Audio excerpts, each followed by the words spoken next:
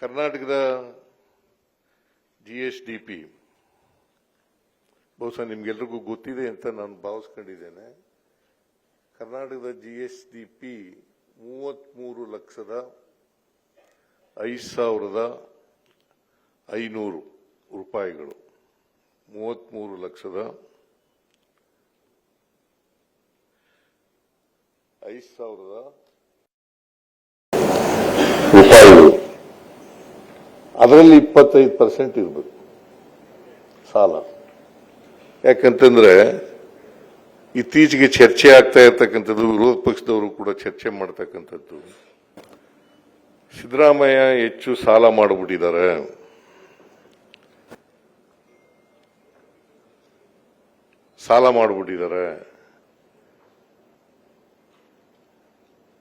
ಈ ರಾಜ್ಯ ಸಾಲದಲ್ಲಿ ನಡೀತಾ ಇದೆ. ಕಳೆದ 3 ವರ್ಷದಲ್ಲಿ ಹೆಚ್ಚು ಸಾಲ ಮಾಡಿಬಿಟ್ಟಿದ್ದಾರೆ, ಮುಂದಿನ ಆರ್ಥಿಕ ವರ್ಷದಲ್ಲೂ ಕೂಡ ಸಾಲ ಮಾಡಿಬಿಟ್ಟಿದ್ದಾರೆ ಅಂತಕ್ಕಂಥ ಮಾತುಗಳನ್ನ, ಆರೋಪಗಳನ್ನ ಮಾಡ್ತಾ ಇದ್ದಾರೆ. ನಾನು ಹಿಂದೇನೂ ಹಣಕಾಸಿನ ಮಂತ್ರಿಯಾಗಿದ್ದೆ 94ರಿಂದ 99ರವರೆಗೆ. ಆಮೇಲೆ ಮತ್ತೆ ಧರ್ಮಸಿಂಗ್ ಅವರು ಮುಖ್ಯಮಂತ್ರಿ ಆಗಿರುವಾಗ ಕೂಡ ಹಣಕಾಸಿನ ಮಂತ್ರಿ ಆಗಿದ್ದೆ. ಆಮೇಲೆ ನಾನು 2003ರಿಂದ 2018ರವರೆಗೂ ಮುಖ್ಯಮಂತ್ರಿ ಆಗಿರುವಾಗ ಹಣಕಾಸಿನ ಮಂತ್ರಿ ಆಗಿದೆ. ಈಗ ಮತ್ತೆ 2023ರಿಂದ ಇಲ್ಲಿವರೆಗೂ ಕೂಡ ಮುಖ್ಯಮಂತ್ರಿ ಆಗಿದ್ದೇನೆ, ಹಣಕಾಸಿನ ಮಂತ್ರಿನೂ ಕೂಡ ಆಗಿದ್ದೇನೆ. ಒಟ್ಟು ಇದು 17ನೇ ಆಯವ್ಯಯ. ಈಗ ಮೊನ್ನೆ ಮಂಡಿಸಿರ್ತಕ್ಕಂಥದ್ದು ಅಂದರೆ ಮುಂದಿನ ವರ್ಷಕ್ಕೆ 26-27ಕ್ಕೆ ಮಂಡಿಸಿರ್ತಕ್ಕಂಥ ಆಯವ್ಯಯ 17ನೇ ಆಯವ್ಯಯ. ಈ 17ನೇ ಆಯವ್ಯಯದಲ್ಲೂ ಕೂಡ ಆರ್ಥಿಕ ಶಿಸ್ತನ್ನ ಪಾಲನೆ ಮಾಡತಕ್ಕಂಥ ಪ್ರಯತ್ನವನ್ನ ಮಾಡಿದ್ದೇನೆ.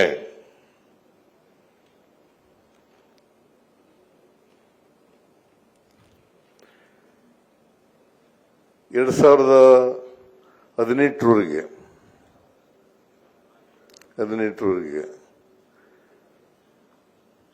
ರೆವಿನ್ಯೂ ಸರ್ಪ್ಲಸ್ ಕೂಡ ಇರ್ತಿತ್ತು. ಯಾವತ್ತೂ ಕೂಡ ರೆವಿನ್ಯೂ ಡಿಫಿಸಿಟ್ಗೆ ಬಂದಿರಲಿಲ್ಲ, ರೆವಿನ್ಯೂ ಸರ್ಪ್ಲಸ್ ಇರ್ತಿತ್ತು. ಈಗ ರೆವಿನ್ಯೂ ಡಿಫಿಸಿಟ್ ಇದೆ. ಕಳೆದ ವರ್ಷ ಅಂದ್ರೆ ಈ ವರ್ಷ 25-26 ರೆವಿನ್ಯೂ ಡಿಫಿಸಿಟ್ 19,000 ಕೋಟಿ ಇತ್ತು.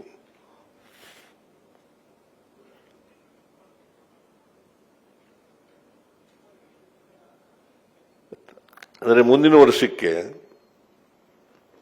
22,000 ಕೋಟಿ ರೂಪಾಯಿಗಳಿದೆ.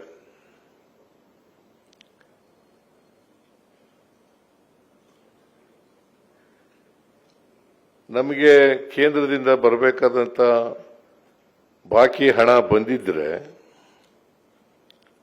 ಈ ರೆವಿನ್ಯೂ ಡಿಫಿಸಿಟ್ಗಳನ್ನ ಅಳಿಸಾಕ್ಲಿಕ್ಕೆ ಸಾಧ್ಯ ಆಯ್ತಿತ್ತು, ರೆವಿನ್ಯೂ ಸರ್ಪ್ಲಸ್ ಬರಲಿಕ್ಕೆ ಸಾಧ್ಯ ಆಯ್ತಿತ್ತು. ಈಗಾಗಲೇ ನಾನು ಪ್ರಸ್ತಾಪ ಮಾಡದಂತೆ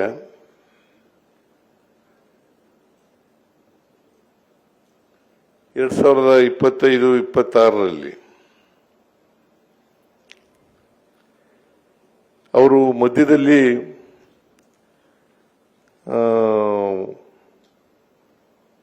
ರ್ಯಾಷನಲೈಸ್ ಮಾಡಿದ್ರು GSTನ. ನಿಮಗೆ GST ಅಂದ್ರೆ ಗೊತ್ತಿರಬೇಕು ಅಂತ ಅನ್ಕೊಂಡಿದ್ದೀನಿ ನಾನು, ಆದರೂ ಕೂಡ ಹೇಳ್ತೇನೆ. ಗೂಡ್ಸ್ ಅಂಡ್ ಸರ್ವಿಸ್ ಟ್ಯಾಕ್ಸ್ ಅಂತ GST ಅಂತ ಕರೀತಾರೆ. Goods and service tax. ಅದನ್ನ ಇದು 2017ರಲ್ಲಿ ಜಾರಿಗೆ ಬಂತು. 17ಕ್ಕಿಂತ ಮುಂಚಿತವಾಗಿ ನಮ್ಮಲ್ಲಿ ರೆವಿನ್ಯೂ ಗ್ರೋತ್ ಕರ್ನಾಟಕದಲ್ಲಿ 14% ಇತ್ತು. 14% ಗ್ರೋತ್. ಅಷ್ಟು ಗ್ರೋತ್ ಇದ್ದದನ್ನ ಇವರು 22ಕ್ಕೆ ನಿಲ್ಲಿಸ್ಬಿಟ್ರು. ಪರಿಹಾರ ಕೊಡ್ತಾ ಇದ್ರು, 14% ಪರಿಹಾರ ಕೊಡ್ತಾ ಇದ್ರು. 5 ವರ್ಷ ಪರಿಹಾರ ಕೊಟ್ಟರು. 22ರಲ್ಲಿ ನಿಲ್ಲಿಸಿದ್ರು. ಅದು ನಿಲ್ಲಿಸಿದ್ರಿಂದಲೂ ಕೂಡ ರೆವಿನ್ಯೂ ಡಿಫಿಸಿಟ್ ಆಗಲಿಕ್ಕೆ ಕಾರಣ ಆಯ್ತು ಅಂತಕ್ಕಂಥದ್ದನ್ನ ನಾವು ಅರ್ಥ ಮಾಡ್ಕೋಬೇಕಾಗ್ತದೆ. 17ರಿಂದ 22ರವರೆಗೆ ಪರಿಹಾರ ಅಂತ ಕೊಡ್ತಿದ್ರು.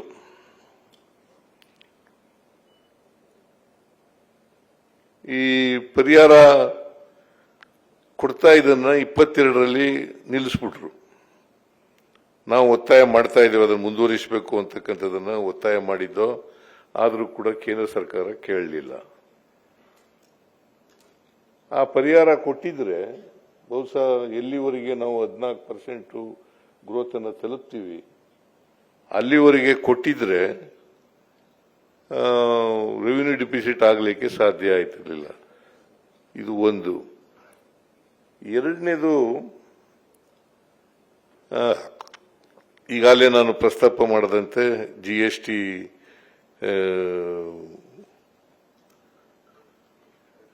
ರ್ಯಾಷನಲೈಸೇಷನ್ ಮಾಡೋದ್ರಿಂದ ಅದು ಕೂಡ ಒಂದು ಆಯಿತು. ಎರಡನೇದು, ನಾವು ಬರಬೇಕಾಗಿದ್ದಂಥ ಹಣ ಅಂದ್ರೆ JJM ಅಂತ ಜಲಜೀವನ್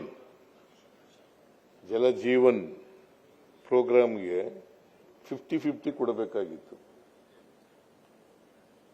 ಒಟ್ಟು 69,000 ಕೋಟಿ ಅದರ ಬಜೆಟ್ ಕಾಸ್ಟ್. 69,000 ಕೋಟಿ ಅವರು ನಮಗೆ ಕೊಟ್ಟಿರ್ತಕ್ಕಂಥ ಹಣ ಇಲ್ಲಿವರೆಗೆ 11,000 ಚಿಲ್ಲರೆ ಕೋಟಿ. 11,000 ಚಿಲ್ಲರೆ ಕೋಟಿ. ನಾವು ಸುಮಾರು 27,000 ಕೋಟಿಗೂ ಹೆಚ್ಚು ಖರ್ಚು ಮಾಡಿದ್ದೀವಿ. 27,000 ಕೋಟಿಗೂ ಹೆಚ್ಚು ಖರ್ಚು ಮಾಡ್ತಿದ್ದೀವಿ. ಅಂದ್ರೆ ಕೇಂದ್ರದ ಪಾಲನ್ನು ಕೂಡ ನಾವೇ ಕೊಟ್ಟಿದ್ದೀವಿ. ಅವರು 19,000 ಕೋಟಿ ಕೊಡಬೇಕಾಗಿತ್ತು, ಆದ್ರೆ 11,000 ಕೋಟಿ ಕೊಟ್ಟಿದ್ದಾರೆ. ಅವ್ರ ಪಾಲನ್ನು ಕೂಡ ನಾವೇ ಕೊಟ್ಟಿದ್ದೀವಿ. ಅದರಿಂದ ಆ ದುಡ್ಡು ಬಂದಿದ್ರೂ ಕೂಡ ನಮಗೆ ಇಷ್ಟೊಂದು ರೆವಿನ್ಯೂ ಡಿಫಿಸಿಟ್ ಆಗಲಿಕ್ಕೆ ಸಾಧ್ಯ ಆಗ್ತಾ ಇರಲಿಲ್ಲ. ಇದನ್ನ ತಮಗೆ ಸ್ಪಷ್ಟಪಡಿಸಲಿಕ್ಕೆ ಬಯಸ್ತಾ ಇದ್ದೇನೆ. ಆಮೇಲೆ ಕರ್ನಾಟಕದ GDP ಈ ವರ್ಷ 25-26ರಲ್ಲಿ ಬೆಳವಣಿಗೆ ದರ 8.1%.